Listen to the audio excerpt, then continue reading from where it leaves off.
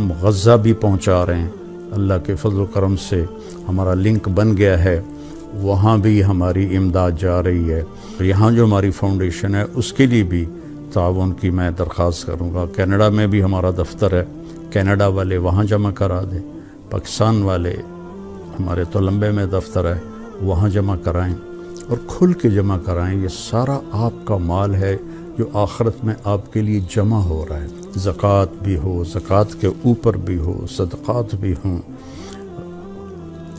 نفلی بھی ہوں، فرض بھی ہوں، تو یہ سب آپ کے کھاتے میں جمع ہو جائے گا۔ اپنی زکوٰۃ اور اپنے عطیات مولانا طارق جمیل فاؤنڈیشن کو دیں تاکہ صحیح حقدار۔ السلام علیکم ورحمۃ اللہ وبرکاتہ۔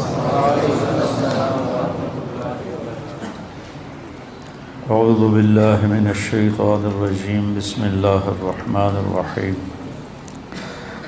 یا ایہا الذین آمنوا لم تقولون ما لا تفعلون کبر مقتا عند اللہ ان تقولوا ما لا تفعلون۔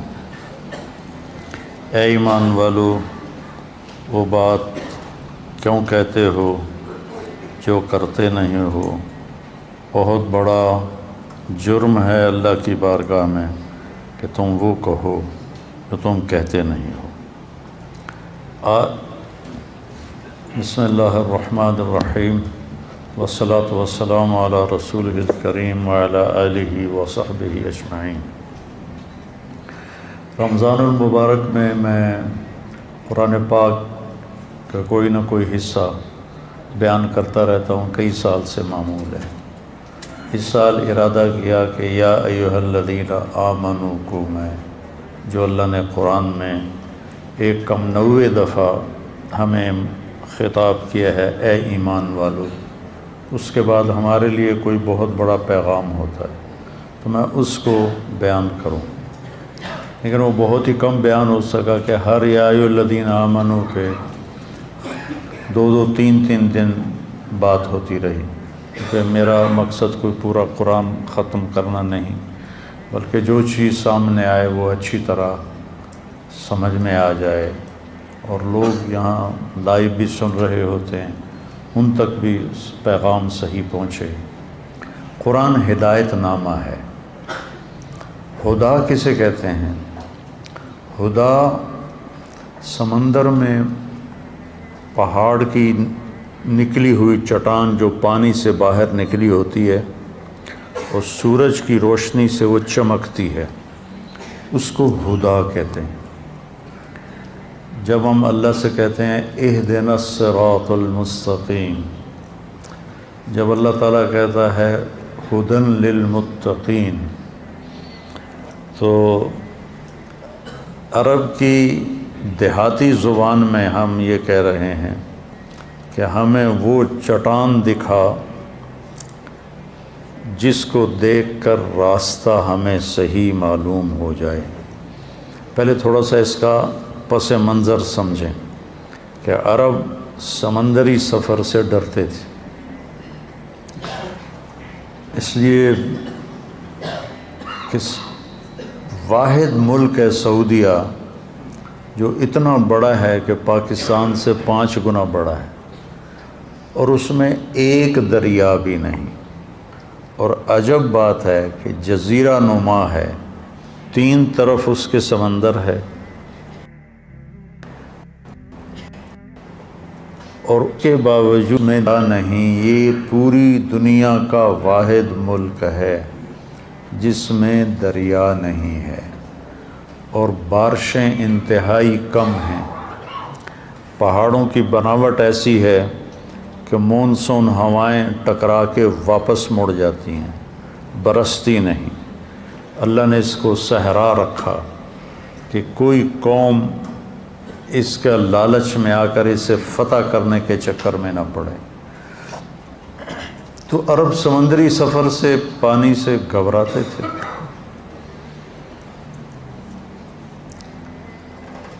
لیکن سمندری سفر تو کرنا ہی پڑتا تھا، تو اس زمانے میں رات کو بالنجم ہم یہتدون، رات کو ستاروں کو دیکھ کے وہ اپنی راہیں متعین کرتے تھے۔ اور دن میں سمندر میں نکلی ہوئی پہاڑی چوٹیاں وہ ان کی نشانی ہوتی تھی، جس کو ہدا کہتے ہیں۔ ایسے کہ یہ جو چوٹی ہے اس سے جدہ کی طرف راستہ مڑتا ہے، یہ جو چوٹی ہے اس سے یمبو کی طرف راستہ مڑتا ہے، یہ جو چوٹی ہے اس سے عقبہ کی طرف راستہ مڑتا ہے۔ کمپاس کوئی نہیں، نقش نہیں، تو ان کے لیے پہاڑ کی چوٹی راستہ دکھانے والی ہوتی تھی، اس کو کہتے تھے ہدا۔ اگر وہ چوٹی خطا ہو جاتی اور اس سے دائیں بائیں ہو جاتے تو پھر وہ سمندر کے پانی میں ہی بھٹک بھٹک کے قدرتی کوئی ان کو راستہ مل جائے تو مل جائے، ورنہ سمندر میں بھٹک کے مر جانا ہی مقدر ہوتا تھا۔ تو اس لیے اس چوٹی کی انتہائی اہمیت ہوتی تھی، نظریں گاڑ کے رکھتے تھے۔ تو اللہ نے بدوؤں پہ قرآن اتارا ہے، کوئی یونان کے فلسفیوں پر، منطقیوں پر نہیں اتارا کہ قرآن سمجھنے کے لیے منطق کی ضرورت ہو۔ اس سے بڑا احمقانہ کوئی بول ہی کوئی نہیں۔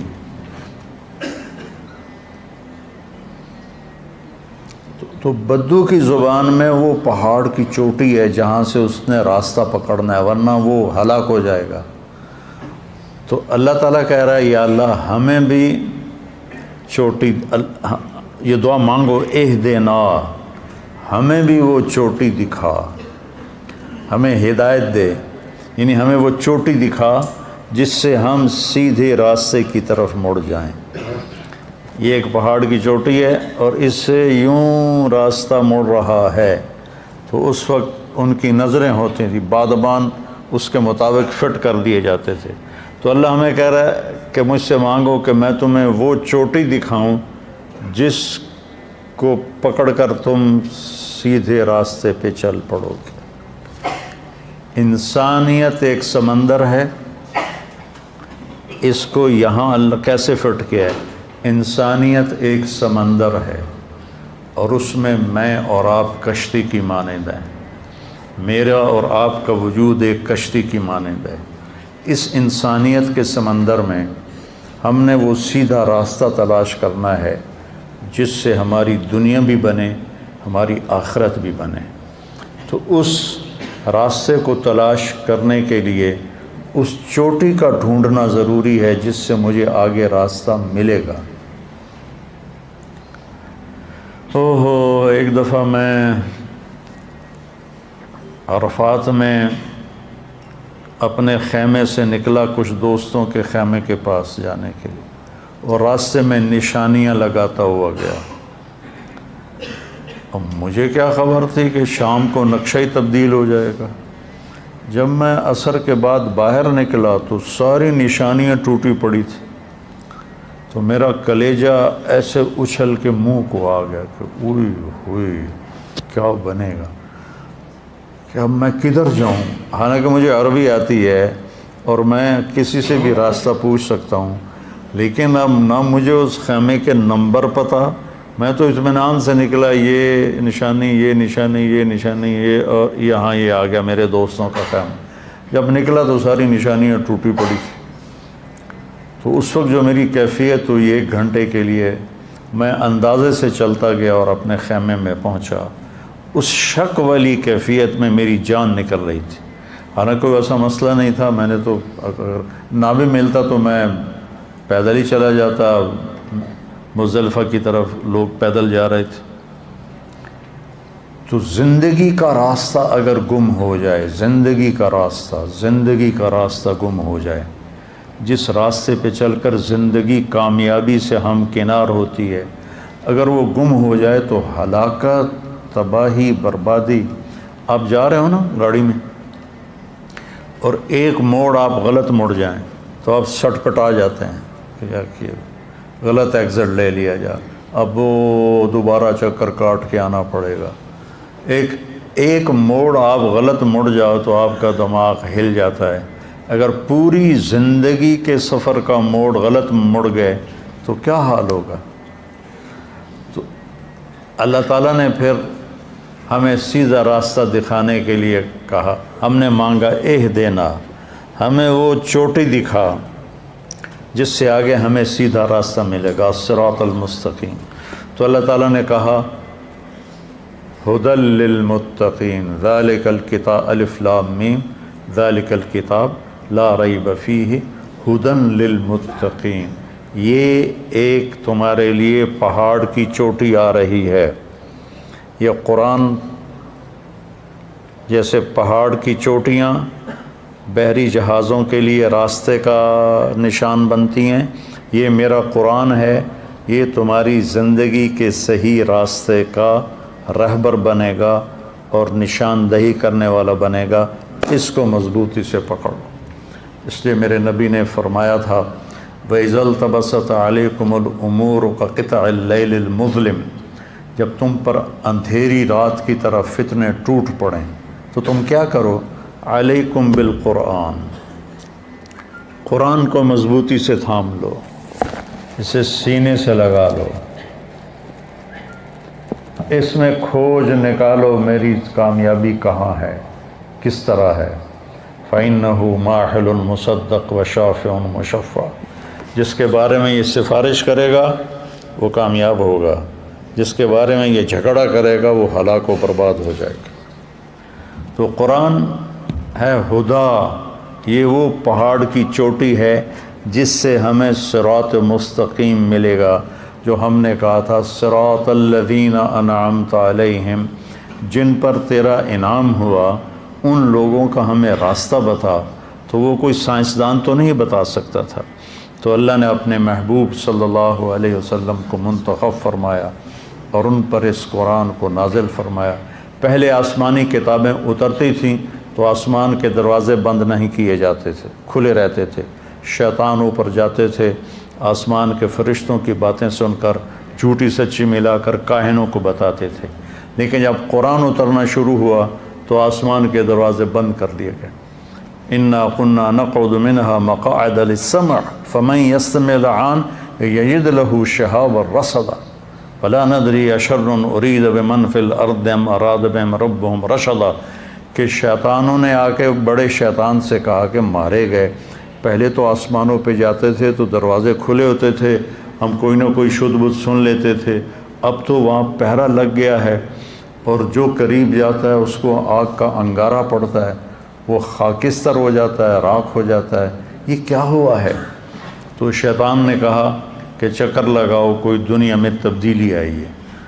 تو پھر نصیبین عراق کا ایک شہر ہے، وہاں کے جنات کی ایک جماعت کا گزر ہوا مکہ سے، تو آپ ایک وادی میں کھڑے قرآن پڑھ رہے تھے، وَإِذْ صَرَفْنَا إِلَيْكَ نَفَرًا مِنَ الْجِنِّ يَسْتَمِعُونَ الْقُرْآنَ قُلْ أُوحِيَ إِلَيَّ أَنَّهُ اسْتَمَعَ نَفَرٌ مِنَ الْجِنِّ، تو جنات نے قرآن سنا تو ان کا اوہو، یہ ہے وہ لگتا ہے بڑا واقعہ جس کی وجہ سے آسمان کے دروازے بند ہو گئے۔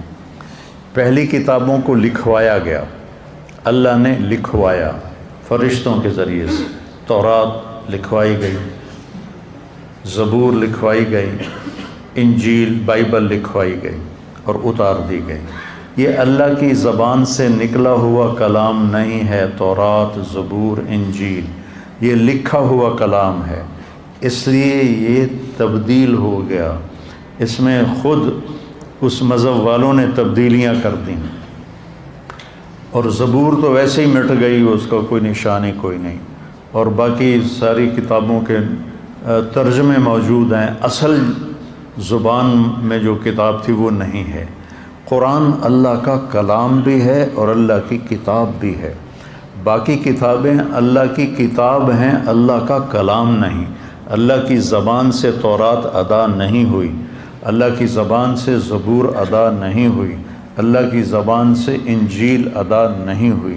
اگر اللہ کی زبان سے ادا ہوتی تو یہ بھی کبھی مٹ نہ سکتی، نہ کوئی انہیں تبدیل کر سکتا، جیسے قرآن کو کوئی آج تک بدل نہیں سکا، کوئی تبدیل نہیں کر سکا، اس جیسا کوئی کلام نہیں لا سکا۔ قرآن کا دعویٰ آج تک موجود ہے، قُلْ لَئِنِ اجْتَمَعَتِ الْإِنسُ وَالْجِنُّ عَلَىٰ أَنْ يَأْتُوا بمثل هذا القرآن لا يأتون بمثله ولو كان بعضهم لبعض ظهيرا، کہ ساری دنیا کے انسان جنات کٹھے ہو کر اس جیسا کلام پیش کر دو، تو اللہ کہتا ہے نہیں کر سکتے، چاہے کتنا ہی زور لگا لو، کتنا ہی زور لگا لو، نہیں کر سکتے۔ تو میرے مالک کی زبان سے نکلا ہوا کلام صرف قرآن ہے۔ قرآن لکھا ہوا نہیں آیا، تورات لکھی ہوئی آئی، زبور لکھی ہوئی آئی، انجیل لکھی ہوئی آئی، قرآن لکھا ہوا نہیں آیا۔ قرآن اللہ نے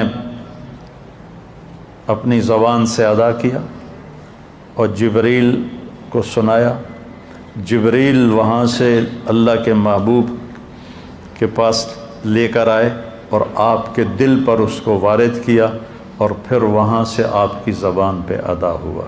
وَإِنَّهُ لَتَنزِيلُ رَبِّ الْعَالَمِينَ، کس کا کلام ہے؟ رب العالمین کا۔ کون لایا ہے؟ نزل بہ روح الامین، جبریل فرشتہ لایا ہے۔ کہاں کس کے پاس لے کر آیا ہے؟ علی قلبک، ہمارے نبی کے دل پر اس کو اتارا ہے، زبان پر نہیں اتارا، دل سے پھر زبان پر آیا۔ کس لیے آیا ہے؟ لتکون من المنذرین، لوگوں کو آخرت کے بارے میں خبردار کرنے کے لیے آیا ہے، اور برے کام کے انجام بتانے کے لیے آیا ہے، اور اچھے کام کے نتیجے بتانے کے لیے آیا ہے۔ کس زبان میں ہے؟ بلسان عربی مبین، خوبصورت واضح عربی زبان میں ہے۔ عربی مبین سے یہ اشارہ ملتا ہے کہ قرآن سمجھنے کے لیے اتنی عربی کا جاننا ضروری ہے کہ بات تم پر کھل جائے۔ صرف ضرب یضرب والی عربی سے قرآن سمجھ میں نہیں آتا، اس کے لیے جان جوکھوں میں ڈال کے اس زبان کو سیکھنا پڑتا ہے، پھر اللہ تعالیٰ کھول دیتا ہے۔ جو بھی کوشش کرے گا اللہ اس پہ کھول دے گا۔ تو قرآن اللہ کی کتاب ہے، اللہ کا کلام ہے۔ باقی کتابیں اللہ کی کتاب ہیں، اللہ کا کلام نہیں ہے۔ قرآن نہ مٹنے کے لیے آیا ہے، اس سے کوئی تبدیل نہیں کر سکتا، اس میں کوئی آگے پیچھے نہیں کر سکتا، کوئی آیت آگے اور کوئی آیت پیچھے نہیں کر سکتا، اس کو کوئی ختم نہیں کر سکتا۔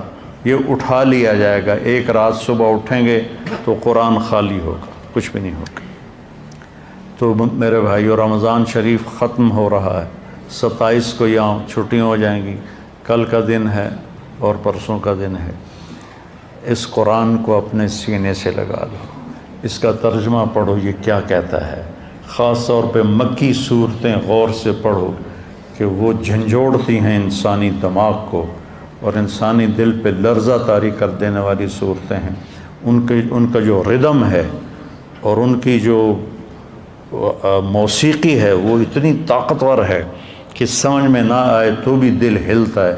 اذا الشمس كورت واذا النجوم انكدرت واذا الجبال سيرت واذا العشار عطلت واذا الوحوش حشرت واذا البحار سجرت واذا النفوس زوجت واذا الموءودة سئلت بأي ذنب قتلت واذا الصحف نشرت واذا السماء كشطت وَإِذَا الْجَحِيمُ سُعِّرَتْ وَإِذَا الْجَنَّةُ أُزْلِفَتْ عَلِمَتْ نَفْسٌ مَا أَحْضَرَتْ إِذَا السَّمَاءُ انفطرت وَإِذَا الْكَوَاكِبُ انتثرت وَإِذَا الْبِحَارُ فُجِّرَتْ وَإِذَا الْقُبُورُ بُعْثِرَتْ عَلِمَتْ نَفْسٌ مَا قَدَّمَتْ وَأَخَّرَتْ۔ دل دماغ ہلا کہ نہیں ہلا؟ حالانکہ ترجمہ نہیں ہے، مکی صورتوں میں یہ طاقتور کلام ہے، سارا قرآن ہی طاقتور ہے۔ تو میں آپ سب سے کہہ رہا ہوں کہ قرآن کو پڑھو، اس کا ترجمہ پڑھو، اور پھر اپنے نبی کی زندگی پڑھو کہ میرے نبی نے زندگی کیسے گزاری۔ ہم جانور ہیں اگر ہمارے سامنے اپنے نبی کی زندگی نہیں ہے۔ ہمارے سامنے اگر پنجابی ثقافت ہے تو ہم جانور ہیں، ہمارے سامنے پشتو ثقافت ہے تو ہم جانور ہیں، ہمارے سامنے سندھی ثقافت ہے تو ہم جانور ہیں، ہمارے سامنے بلوچی ثقافت ہے تو ہم جانور ہیں۔ انسان وہ ہے جو اللہ کے نبی کی تہذیب اور ثقافت کے پیچھے چلنے والا۔ تو یہ تھوڑا سا تمہیداً میں نے بات کی۔ آج ایک آیت آئی ہے جس کے بارے میں بہت ہی غلط فہمیاں پائی جاتی ہیں۔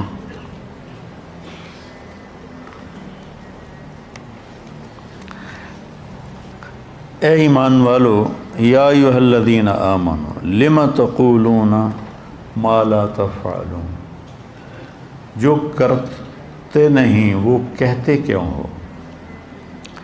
اس آیت سے ایک بہت غلط مفہوم سمجھا جاتا ہے کہ کسی کو اچھائی کی بات کرنے کے لیے ضروری ہے کہ پہلے خود عمل کرو۔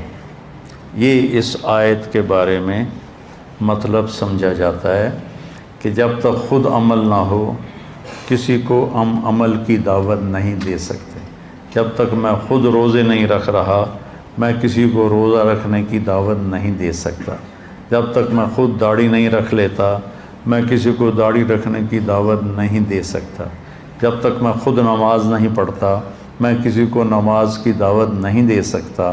یہ غلط مفہوم اس آیت کے بارے میں سمجھا جاتا ہے۔ اگلی آیت اس مفہوم کو صاف کرتی ہے۔ اگلا جملہ، کبر مقتا عند اللہ ان تقولوا ما لا تفعلون، بہت بڑا وبال ہے، جرم ہے اللہ کی بارگاہ میں تم وہ کہو جو کہتے نہیں ہو، جو کرتے نہیں ہو۔ اب میں آپ کو ایک مثال دے کے پوچھتا ہوں۔ اللہ کہہ رہا ہے بہت بڑا جرم ہے کہ تم جو کرتے نہیں وہ کہو۔ تو میں ایک مثال دیتا ہوں۔ ایک شرابی کسی دوسرے دوست سے کہتا ہے کہ یار شراب نہ پینا، میں تو پھنس گیا ہوں، شراب نہ پینا۔ تو یہ اس نے گناہ کیا ہے یا کوئی اچھی بات کی ہے؟ بولو۔ ایک باپ نماز نہیں پڑھتا لیکن چاہتا ہے میرے بچے نمازی ہوں، تو ان سے کہتا ہے بیٹا نماز پڑھ لیا کرو۔ تو یہ گناہ کیا ہے یا کوئی نیکی کا کام کیا ہے؟ ہمارے دیہاتوں میں لوگ ان پڑھ ہیں، قرآن نہیں پڑھے ہوئے، نماز بھی ٹوٹی پھوٹی ہے۔ تو ہم نے وہاں اب گاؤں میں اب بہت جگہ مدارس ہیں ماشاءاللہ، تو گاؤں کے چھوٹے چھوٹے بچے وہ پکڑ کے وہاں بلاتے ہیں، ان کو قرآن پڑھاتے ہیں اور ان کے والدین خود ان کو بھیجتے ہیں۔ اب نہ ماں پڑھی ہوئی ہے قرآن نہ باپ پڑھا ہوا ہے، اور وہ اپنے بیٹے کو قاری صاحب کے ساتھ بھیج دیتا ہے کہ جا پتر پڑھ، جا پتر پڑھ۔ خود تو وہ سورۃ فاتحہ کے سوا کچھ جانتا نہیں، تو کیا اس نے یہ جرم کیا ہے کہ بیٹے سے کہے آگے بیٹا کہے آپ تو پڑھیا نہیں، مینوں کیوں آندا پیا، جا پہلے تو آپ پڑھ۔ یہ اس طرح کا یہ بہت بڑا مس انڈرسٹینڈنگ ہے اس آیت کے بارے میں۔ اپنے کرتوت تو پہلے ویکھو پھر سانو تبلیغاں کریا جے، پہلے اپنے کرتوت ٹھیک کرو پھر سانو تبلیغاں کریا جے۔ جو مجھے 3 دن کے لیے لے گیا تھا وہ کلین شیو ہی مرا رہا، ساری زندگی کلین شیو رہا اور کلین شیو ہی مر گیا۔ تو میں اس کو کہتا تیرے منہ تے تو داڑھی نہیں، تو کڑی تبلیغ کرنا آ گیا، چل بھج جا۔ تو آج مجھ سے بڑے گھاٹے والا کون ہوتا؟ اس آیت کا مطلب بالکل یہ نہیں ہے کہ الدال علی الخیر کفاعلہ، کسی کو نیکی کی بات بتانے والا اور اگر وہ نیکی کا کام کر لے تو کہنے والے کو بھی اس کا اجر ملتا ہے۔ اور آیت کے بارے میں یہ مفہوم سمجھا جا رہا ہے جب تک خود عمل نہ ہو تو ہمیں تو دعوت دینی نہیں چاہیے۔ اس کے ساتھ آپ کو ایک قرآن کی آیت سناتا ہوں۔ لعن الذین کفروا من بنی اسرائیل علی لسان داود و عیسی ابن مریم ذلک بما عصوا وکانوا یعتدون کانوا لا یتناہون عن منکر فعلوہ۔ بنی اسرائیل پر لعنت برسی داؤد علیہ السلام اور عیسیٰ ابن مریم کی زبان سے۔ اس کی وجہ یہ ہے کہ وہ گناہوں میں بہت آگے چلے گئے تھے، نمبر 1۔ نمبر 2، کانوا لا یتناہون، نہیں روکتے تھے، غور سے سننا، نہیں روکتے تھے عن منکرن، اس گناہ سے اور لوگوں کو، فعلوہ، جس گناہ کو وہ خود کر رہے ہوتے تھے اس گناہ سے وہ اوروں کو نہیں روکتے تھے۔ اس پر اللہ ان پہ لعنت برسا رہا ہے، ایک ان کی نافرمانی اور ایک یہ کہ تم خود گناہ گار ہو تو کسی کو دیکھتے ہو تو اس کو روکو تو صحیح۔ سبحان اللہ، کتنا کلیئر اللہ نے کر دیا ہے۔ لا یتناہون عن منکر فعلوہ، نہیں روکتے تھے اس گناہ سے جو وہ خود کر رہے ہوتے تھے۔ تو اس آیت کے مطابق تو اسے روکنا چاہیے نہیں۔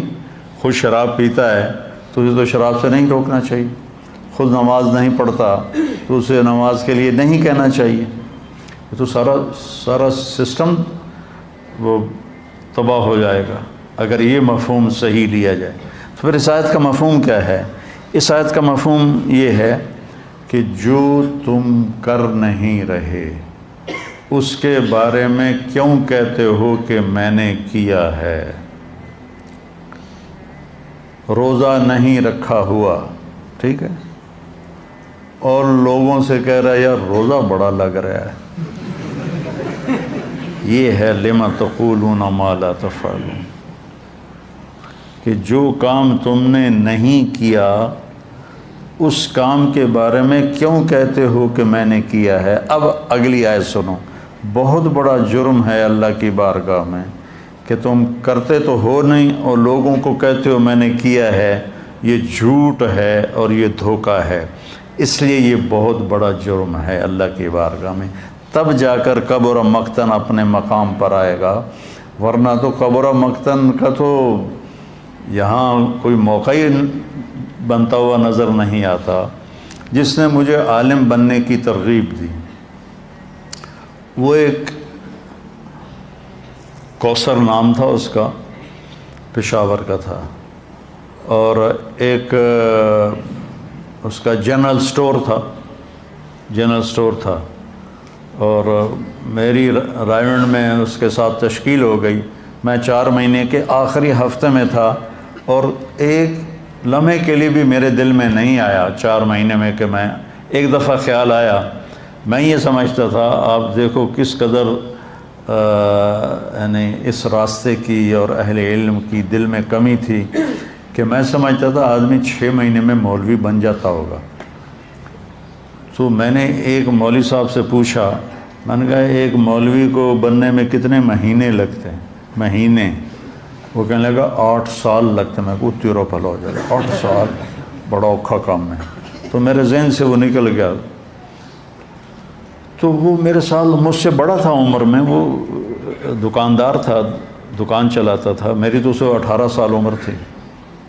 تو وہ مجھ سے پوچھتا ہے تم کیا کرتے ہو؟ میں نے کہا میں نے FSC کی ہے، میں نے میڈیکل کالج میں میڈیکل پڑھنا ہے، ڈاکٹر بننا ہے۔ کہنے لگا تمہارے والد کیا کرتے ہیں؟ میں نے کہا وہ ذمہ دار ہیں۔ کہنے لگا پھر تم عالم بن جاؤ، ڈاکٹر بن کے کیا کرو گے؟ عالم بن جاؤ، تمہاری آخرت بن جائے گی۔ اب میں اسے کہتا پہلے اپنی دکان سنبھال پھر میرے نال گل کریں، آپ تو دکاندار ہیں، میں نے تو آکھی جانا ہے عالم بن جا، چل تو کتنا گھاٹے کا سودا ہوتا میری زندگی کا۔ تو مجھے ترغیب دینے لگ گیا تو عالم بن جا، تو عالم بن جا۔ میں کہا یار میری جان چھاڑ، مشکل کام ہے، میں نہیں کر سکتا۔ کہنے لگا اچھا ڈاکٹر بن کے کیا کرو گے؟ اتنا ہی ہے نا کہ پہلے بھی اللہ نے مال دیا ہوا ہے، اس نے پیسے کا لفظ استعمال کیا تھا، پہلے ہی اللہ نے پیسے دیے ہوئے ہیں، تو ڈاکٹر بنو گے تو کچھ پیسے اور زیادہ ہو جائیں گے، اس سے زیادہ تم ڈاکٹری میں کیا کرو گے؟ اس نے میری کلی اڑا دی، بھگ سے اڑ گئی۔ میں کہا یہ کتنی صحیح بات کر رہا ہے۔ چونکہ میں جب بھی ترغیب سنتا تھا ڈاکٹر بنو تو اس میں 2 باتیں مجھے یاد ہیں میرے کانوں میں، میری یادداشت ٹھیک ہے ابھی تک۔ میری ماں بولتی یا میرا باپ بولتا یا میرا چاچا بولتا یا میرا کوئی بھی بولتا تو وہ کہتے طارق میاں ڈاکٹر بن جا، بڑے پیسے، بڑی عزت۔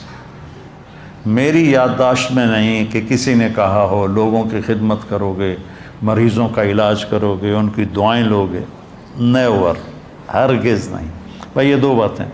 ڈاکٹر بن جاؤ، بڑے پیسے، بڑی عزت۔ تو اس نے میری وکٹ اڑا دی کہ پہلے بھی اللہ نے دیا ہوا ہے، 100 پہ 1000 ہو جائیں گے۔ میں نے کہا یار یہ بات تو ٹھیک کر رہا ہے۔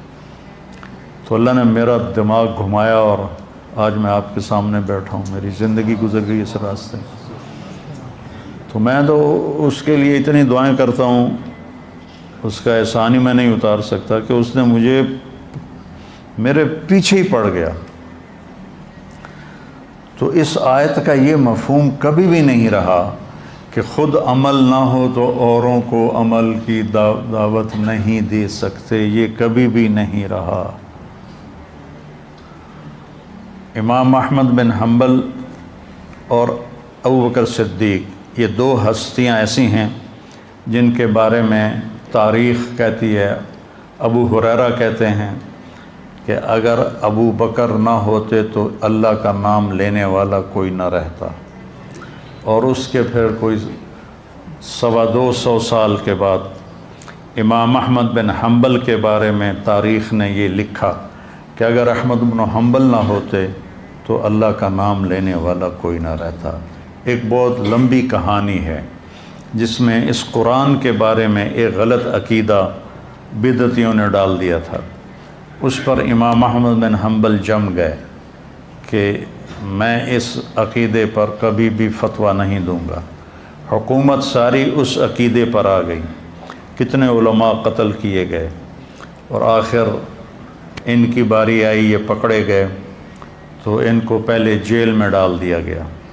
اس وقت معتصم باللہ، ہارون رشید کا بیٹا، وہ خلیفہ تھا، امیر المومنین تھا، اور وہ بھی اسی عقیدے کا تھا۔ اس سے پہلے مامون رشید کا دماغ پھرا اور وہ لائن سے اترا، اور آپ طلبہ بیٹھے ہوئے، سب سے پہلا شخص جو امت محمد میں منطق کو لایا وہ مامون رشید تھا۔ اگر یہ کمبخت ہدایت کا ذریعہ ہوتی تو مامون تو گمراہ نہ ہوتا۔ منطقی دلائل سن کر، اور وہ قرآن کے مخلوق ہونے کا دعویٰ کر بیٹھا۔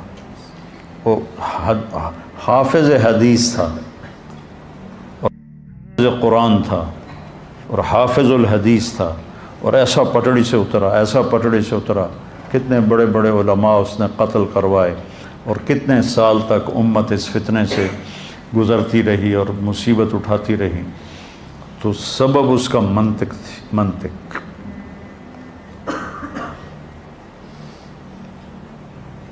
تو احمد بن حنبل رحمہ اللہ کو قید کیا گیا، اور پھر ایک دن طے ہوا کہ اس کو دربار میں پیش کیا جائے۔ تو احمد بن حنبل فرماتے ہیں کہ مجھے خیال آیا کہ میں بوڑھا ہو گیا ہوں اور میں یہ حکمرانوں کے کوڑے برداشت نہیں کر سکتا، میں ان کی سزا برداشت نہیں کر سکتا، تو میں بھی جان بچانے کے لیے کہہ دوں گا ٹھیک ہے قرآن مخلوق، کیونکہ جان بچانے کے لیے کلمہ کفر کہنا جائز ہے۔ کہنے کہ یہ میرے اندر خیال آ گیا۔ جس دن مجھے لے جا رہے تھے دربار میں، بیڑیوں میں اور چھتوں پہ عورتیں اور گلی میں لوگ اور ایک رش رولا، ایک قدآور آدمی مجمع کو چیرتا ہوا آگے آیا۔ وہ اتنا قدآور تھا کہ لوگوں میں اس کا قد نمایاں نظر آ رہا تھا۔ وہ کہتا احمد یا احمد۔ تو اس کی گرجدار آواز سن کر امام احمد نے سر اٹھایا تو کہنے لگا اتعرفنی، مجھے جانتے ہو؟ انہوں نے فرمایا نہیں، میں نہیں جانتا۔ کانا ابو الہیثم، انا ابو الہیثم، میں ابو الہیثم ہوں، بغداد کا سب سے بڑا چور۔ یاد رکھو مجھے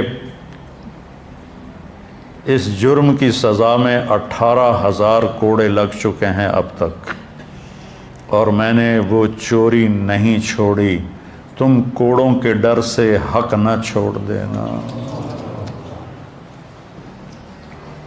احمد ابن حنبل فرماتے ہیں اس نے مجھے زندہ کر دیا، میرے اندر لہر دوڑ گئی۔ ایک چور کی دعوت نے امام وقت کو ہدایت کا راستہ دکھا دیا، چور کی دعوت، اور کہہ رہا ہے کہ ابھی تک میں نے چوری نہیں چھوڑی، اور مجھے مختلف اوقات میں جو کوڑے پڑے ہیں 18,000 کوڑے پڑے ہیں، اور میں نے چوری نہیں چھوڑی، دیکھو تم حق نہ چھوڑ دیں۔